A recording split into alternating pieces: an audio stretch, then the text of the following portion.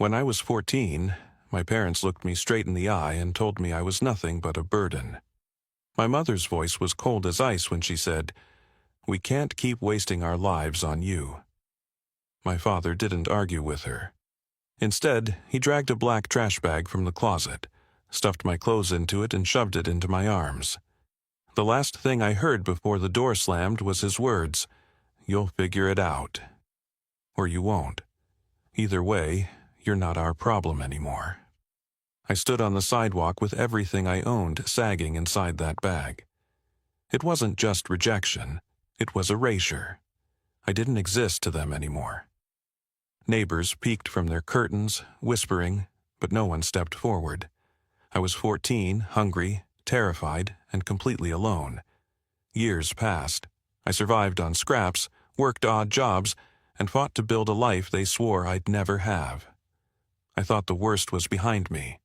But then, 12 years later, I walked into my grandfather's funeral, wearing a borrowed suit that barely fit, only to see the same parents who abandoned me pull up in shining luxury cars. They stepped out laughing, their jewelry glittering, acting like they owned the place. And when whispers spread that Grandpa had left behind a $42 million estate, they raised their voices and demanded their share. Everyone turned toward the front of the room when the lawyer opened his folder. My heart pounded as he scanned the faces of my family, then stopped on me. A small smile formed on his lips as he read aloud, "The heir to everything is the one who kept my secret safe." And then he lifted his hand and pointed directly at me. After that night when my parents threw me out, life stopped being about childhood and started being about survival. At 14, while other kids were worrying about math homework or Friday night football games, I was standing on street corners trying to figure out where I would sleep without getting robbed. The first week was the hardest. I carried that trash bag of clothes from block to block, too proud to beg, too scared to ask for help. Hunger gnawed at me so sharply that one night I crouched behind a diner and waited for the cook to toss the garbage bags. I dug through them and pulled out half a sandwich. That was my dinner. And I remember telling myself I'd never forget how it felt to be treated as less than human. The worst part wasn't the hunger or the cold. It was the silence from the people who should have cared. My mother, Clarice, had always been more concerned with appearances than affection. She loved pristine houses, expensive perfumes, and friends who praised her style. To her, children were accessories, and I was a defective one. My father, Damon, was harder to read but sharper in cruelty. He spoke like every word was a judgment. When I brought home grades that weren't perfect, he'd say, "A Calloway should never be average." I never once heard him say he was proud of me. When they cast me out, they didn't just shut the door. They shut down any idea that family meant unconditional love. I had a younger sister, Mira. She was 12 when they made me leave. I still see her face pressed against the upstairs window as I walked down the driveway. She was crying, her small hand tapping against the glass, but my parents pulled her away. That image stayed with me through the darkest nights.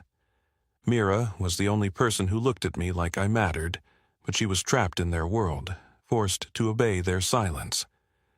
There was only one person who tried to keep some thread of connection alive: my grandfather, Silas Calloway. He was Damon's father, a man with a weathered face and a voice that carried both authority and kindness. Silas was not one for gentle words, but his actions spoke louder than anything. He ran a small chain of businesses and carried himself like a man who built his empire with his bare hands. Most people feared him, but I knew better. He didn't pity me, he respected the fight in me. Every few months, when I was struggling the most, I would catch him watching me from a distance. Once, he slipped me a folded $20 bill with a quick grunt, as if embarrassed to show affection, and said, "Don't waste it." That was his way of caring. Despite the struggles, I found ways to survive. I worked odd jobs at gas stations, washed dishes in diners, shoveled snow in the winters, and mowed lawns in the summers. Each dollar felt like proof that I didn't need Clarice or Damon to exist. School was harder. Some nights I slept on park benches, other nights in shelters, and still I showed up to class. Teachers noticed, but I lied and said everything was fine. Pride kept me from telling anyone the truth. By 16, I had learned how to blend into the background. I didn't complain, didn't ask for more than I earned, and I kept moving forward. I carried the sting of rejection inside me, but it hardened into determination. When people told me I looked tired, I just smiled. When they asked where my parents were, I said they were busy. The truth was, they were too busy pretending I didn't exist. Through all of it, one memory kept me pushing forward.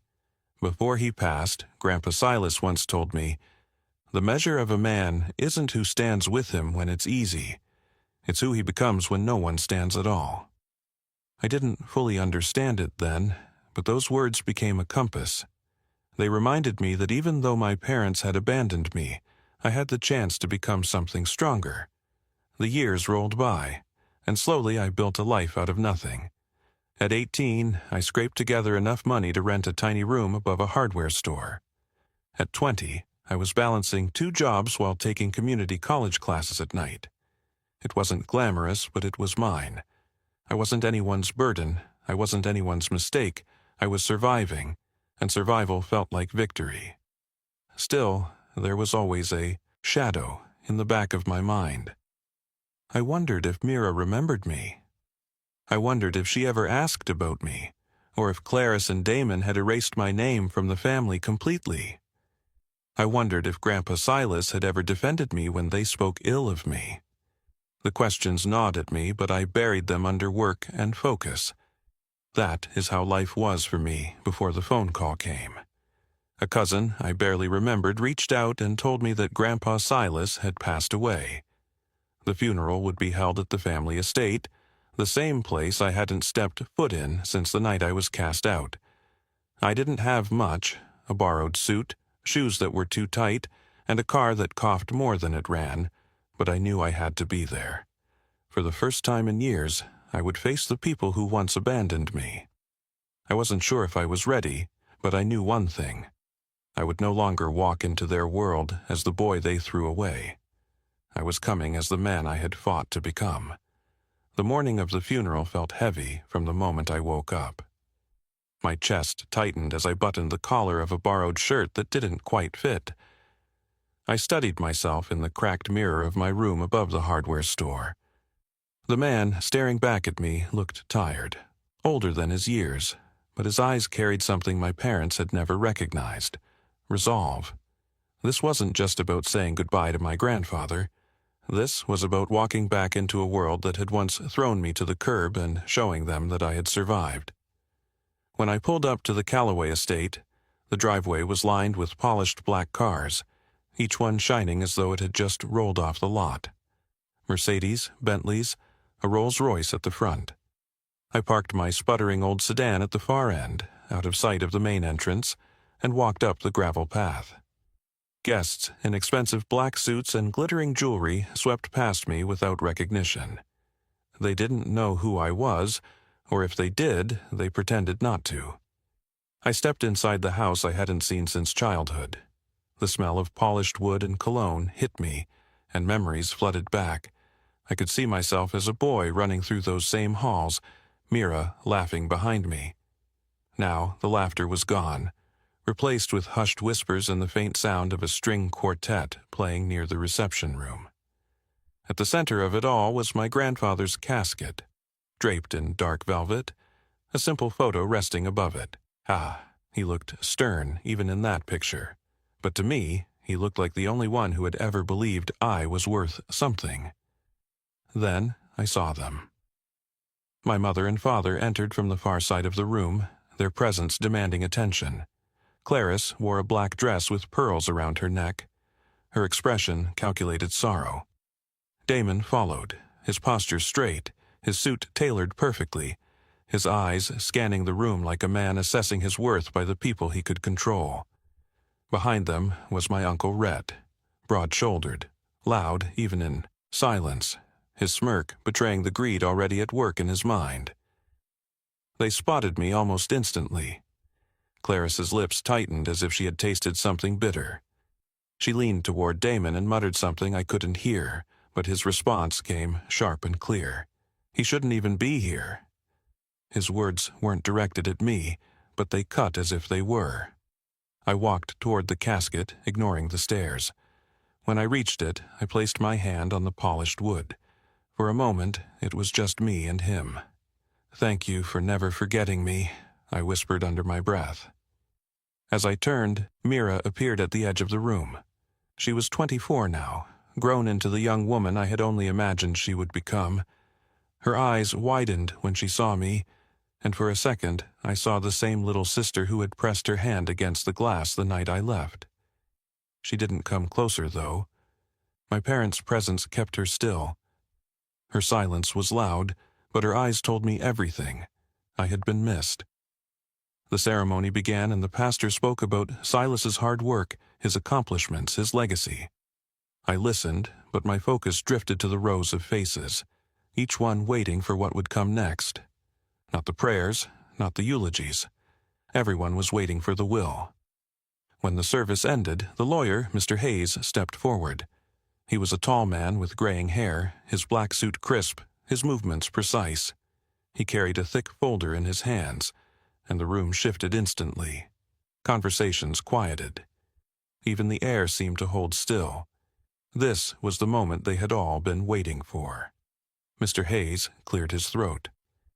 "As executor of Silas Calloway's estate, I will now read the provisions of his will." His voice carried authority, and every head turned toward him. My Uncle Rhett leaned back in his chair with a grin. "Finally," he muttered. Damon straightened his tie, Clarice dabbed at her eyes with a handkerchief she didn't need, and Mira sat frozen. I stayed near the back, my hands in my lap, pretending I wasn't shaking inside. The lawyer began listing small bequests, donations to charities, gifts to longtime employees, minor properties given to distant relatives. The tension in the room grew thicker with each line. Everyone was waiting for the final announcement, the fortune that would define the Calloway name for decades to come. Finally, Mr. Hayes paused. He shuffled the papers deliberately, and his eyes swept across the room. "As for the majority of my estate," he read, his tone deliberate, $42 million in assets, businesses, and properties, I leave it all to one person. But only one. Clarice leaned forward. Damon's jaw tightened. Rhett's smirk widened. Mira's eyes darted nervously around the room. Mr. Hayes continued. "The heir to everything will not be the one who demanded the most, nor the one who carries my name the loudest. The heir will be the one who kept my secret safe." Confusion rippled through the crowd. Rhett frowned. Damon snapped his head toward the lawyer. Clarice whispered sharply, "What does that mean?" Mr. Hayes closed the folder with care, then looked up. His gaze swept over the room once more until it landed on me. He smiled, subtle but undeniable, and then he raised his hand and pointed directly at my chest. Gasps erupted. Damon shot to his feet. "This is a mistake," he barked. Clarice clutched her pearls, shaking her head furiously. Rhett slammed his fist against the arm of his chair. Every eye turned toward me. My chest tightened, my pulse roared in my ears, but I didn't flinch. For the first time in years, I wasn't the boy they had thrown away. I was the one who held the key to a secret none of them understood. The room erupted after the lawyer pointed at me. My father's voice cut through the noise first, sharp and furious. "This is absurd. That boy hasn't been a part of this family for over a decade. How could he possibly be the heir?" My Uncle Rhett joined in, his tone mocking. "Come on, Hayes. Don't play games. Everyone knows Silas would never hand over $42 million to a castaway." My mother's face twisted with fury. She clutched my father's arm and hissed, "Damon, stop this nonsense right now." Her voice trembled, not with grief, but with fear of losing what she believed was rightfully hers. The lawyer stayed calm, adjusting his glasses before answering. "Mr. Calloway, this was your father's wish. The will is clear. The one who inherits is the one who kept his secret safe. Then, looking directly at me again, he asked, "Aaron, do you still have the box your grandfather gave you?" Gasps circled the room. My father's face reddened with rage, but the words froze me in place. For a second, the funeral hall seemed to vanish, and I was back in a freezing alley 12 years earlier. I was 15, huddled beneath a broken fire escape, my breath visible in the winter air. My stomach ached from hunger, my hands raw from the cold. That night, I had nearly given up, nearly convinced myself that I would never make it to adulthood. Then I heard footsteps echoing against the brick walls. "Boy?" a familiar voice called. I looked up and saw him, Grandpa Silas, wrapped in his heavy coat, standing taller than I had seen him in months. His eyes studied me with a mixture of disappointment and something deeper, something like pride. "You're tougher than they'll ever admit," he said. He knelt in front of me, his hands rough but steady as he placed a wooden box in my lap. The box was about the size of a shoebox, worn at the corners, its brass lock gleaming faintly under the streetlight. "Inside this box is something worth more than money," he told me. "You must not open it until the time is right. Promise me, Aaron, guard this with your life. If you keep this safe, then one day you'll understand why I chose you." I stared at him, shivering, too weak to argue. "Why me?" I asked. His answer was simple. "Because you are the only one I trust. They want what I have, but you've never wanted anything from me except love. That makes you stronger than all of them." I nodded, clutching the box with both hands. "I promise." For years, I carried that box everywhere. It moved with me from shelter to shelter, from rundown rooms to cheap apartments. There were nights when I thought of pawning it just to eat, but the promise held me back. Each time I looked at it, I remembered the weight of Silas's words. Keeping the box safe became my anchor, the proof that even when the world turned its back on me, someone believed I was worth trusting. The memory faded, and I was back in the funeral hall, all eyes locked on me. Slowly, I reached under the chair where I had hidden my satchel. From inside, I pulled out the same wooden box, still intact after all those years. The brass lock shone under the chandelier light. Gasps filled the air again, louder this time. My father lunged forward. "That doesn't prove anything. He could have stolen it." Mr. Hayes raised a hand. "No, Damon.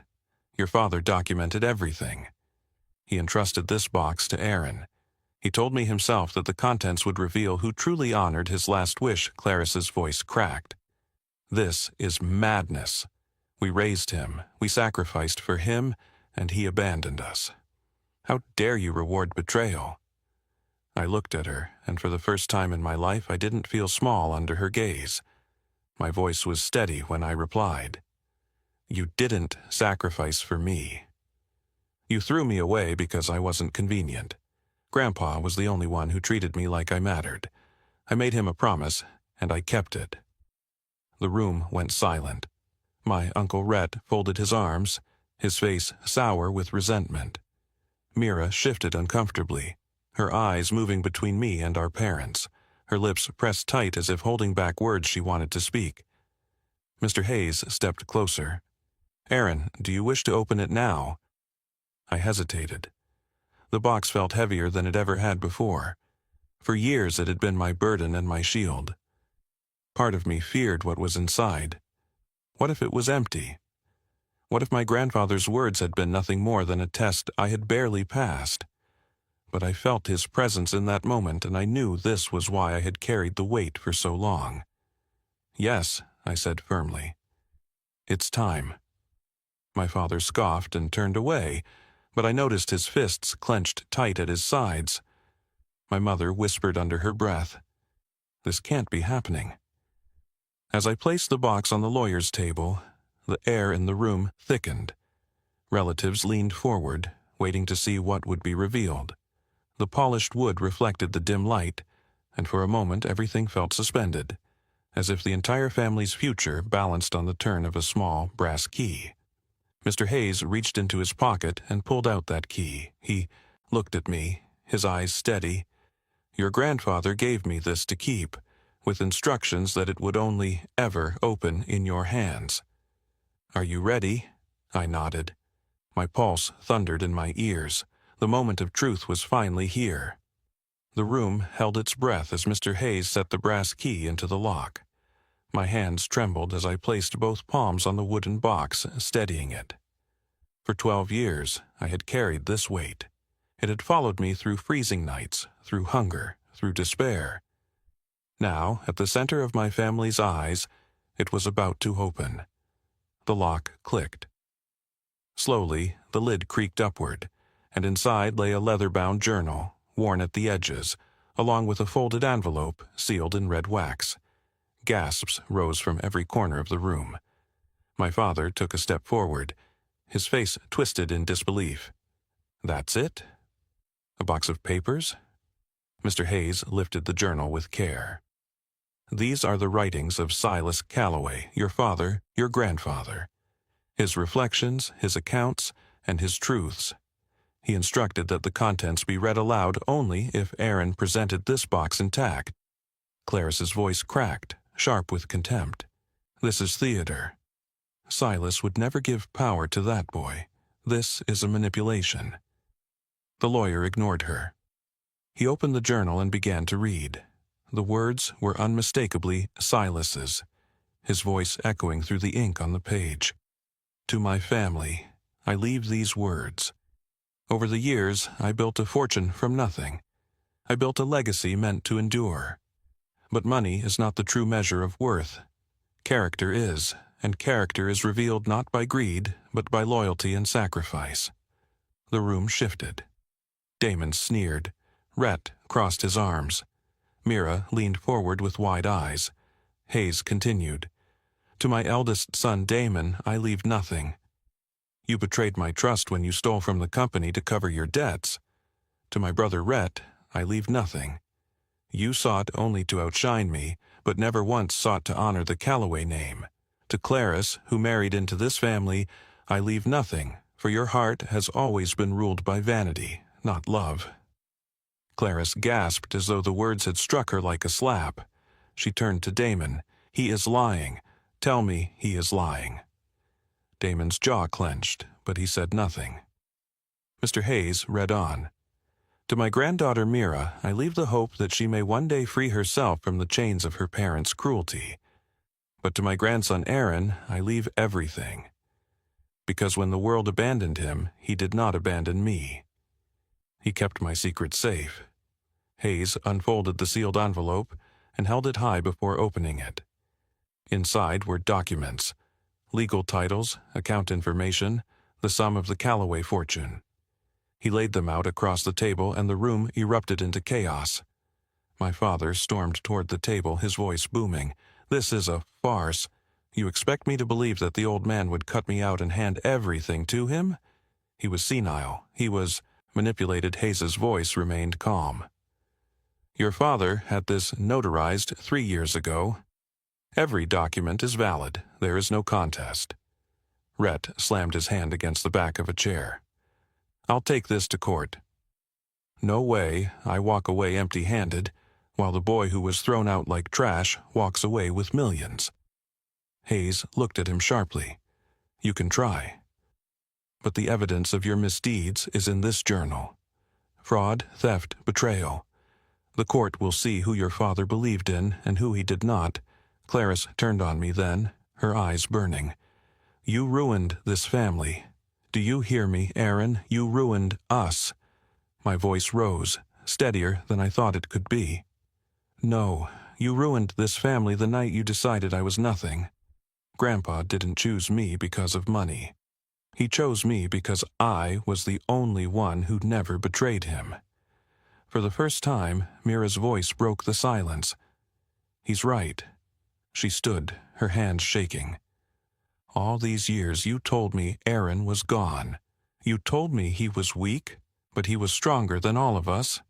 Grandpa saw it, and now I see it too." Clarice spun toward her. "Sit down, Mira. You don't know what you're saying." But Mira didn't sit. She walked toward me, her eyes filled with tears. "I'm sorry I didn't reach out sooner. I wanted to. I was scared." I nodded, my throat tight. "You were a child. None of this was your fault." The lawyer cleared his throat once more. "It is final. The estate, the businesses, the accounts, all of it now belongs to Aaron Calloway. That is the will of Silas Calloway, and it will be honored." The silence that followed was louder than any shouting could have been. My parents stood frozen, their empire crumbling around them. My uncle's face flushed red with impotent rage, and for the first time in my life, I felt the weight of their power shift onto my shoulders. As the reality set in, Clarice clutched Damon's arm and hissed, "We'll find a way to undo this." Damon said nothing, but the look in his eyes promised a war that was already lost. They turned and stormed out of the hall, their designer shoes clicking against the polished floor like a retreating army. Rhett lingered long enough to point a finger at me. "You think this makes you one of us? You'll regret this. You'll regret ever opening that box." Then he, too, stormed away. I stood there, the journal still open in Hayes's hand, the weight of my grandfather's words pressing into me like a crown I had never asked for. Mira stood beside me now, and for the first time in years, I felt what it meant to not be alone. The boy they had thrown away had become the man who carried everything they wanted, and more importantly, the man who carried the truth. When the last of them left the hall, silence fell heavy over the room. The string quartet had stopped playing. The only sound was the steady shuffling of papers as Mr. Hayes packed away the documents that now bore my name. My hands rested on the polished wood of the box, the same box I had carried for 12 years, and for the first time, it felt light. Mira stood beside me. Her voice was soft, almost unsure. "I always wanted to write you, Aaron. I wanted to find you. But every time I tried, Mom and Dad told me it would only hurt me. They said you didn't care about us anymore." I looked at her, seeing not the little girl from the window, but the woman she had become. "I never stopped caring, Mira. Not for a single day. They wanted to erase me, but I remembered you every time I wondered if I could keep going. You were the reason I kept fighting." Her eyes filled with tears, and she whispered, "Then maybe we can start again." I nodded, feeling a warmth I hadn't known in years. "Yes, we can start again." Mr. Hayes approached, placing the journal in my hands. "Your grandfather was a hard man, but he was not blind. He saw through greed. He saw who truly had honor. He wanted you to know that you were never forgotten, no matter what anyone else told you." I opened the journal once more and read the final line aloud. "My heir is the one who understood that trust is worth more than gold." The words sank deep into me.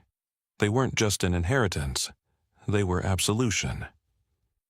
As I walked out of the estate with Mira at my side, the winter sun was breaking through the clouds. It cast light across the driveway where hours earlier my parents had paraded in their luxury cars. Now those cars were gone, leaving only silence. For the first time in years, I felt no anger toward them. They had tried to bury me, but in doing so they proved what I had always known. Family is not defined by blood alone. It is defined by love, loyalty, and truth. In the weeks that followed, the world changed. Lawyers transferred accounts. Papers were signed. Properties shifted under my name. Headlines even whispered about the Calloway fortune moving to the grandson no one had spoken of in years. My parents tried to contest, but the evidence in the journal shut every door they opened. My uncle's threats faded into silence once his own misdeeds came to light. But the greatest change wasn't in the bank accounts or the business boardrooms. It was in me. For the first time, I wasn't fighting just to survive. I was living with purpose. I remembered the boy who had once eaten from trash bags, shivering in alleys, carrying a box he didn't understand. That boy had kept his promise, and that promise had become the foundation of everything I now held. Mira visited often. She helped me sort through the journal, reading stories about Silas that made us laugh and cry. She confessed her regrets, and I assured her that none of this was her fault. We were rebuilding something together, something that had been broken but not lost. And in quiet moments I sat alone with the journal, running my fingers across my grandfather's words. I thought of what he had given me. Not just money, not just property, but the truth that my worth had never depended on the approval of those who abandoned me. My worth had always been in the promises I kept, the integrity I held when no one was watching. Looking back now, I realize that the inheritance was never about the fortune. It was about vindication. It was about showing that resilience and loyalty could outlast betrayal. It was about proving that the boy cast aside as a burden could rise to stand taller than those who tried to erase him. So, here is the lesson I carry, the one I want you to remember.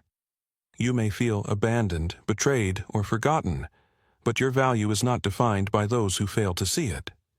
Your value is defined by the promises you keep, by the fight you refuse to give up, by the love you choose to protect even when the world turns away.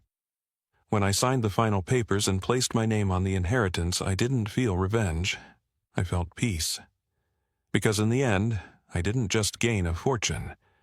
I gained back my voice, my dignity, and the knowledge that I had never been the burden they claimed I was. And as I look forward now, I know one thing with certainty. The greatest inheritance my grandfather left me was not the money, but the reminder that loyalty, resilience, and truth are worth more than $42 million. That is my story. If it touched you, if it made you think, if it made you feel something, I ask you to share it.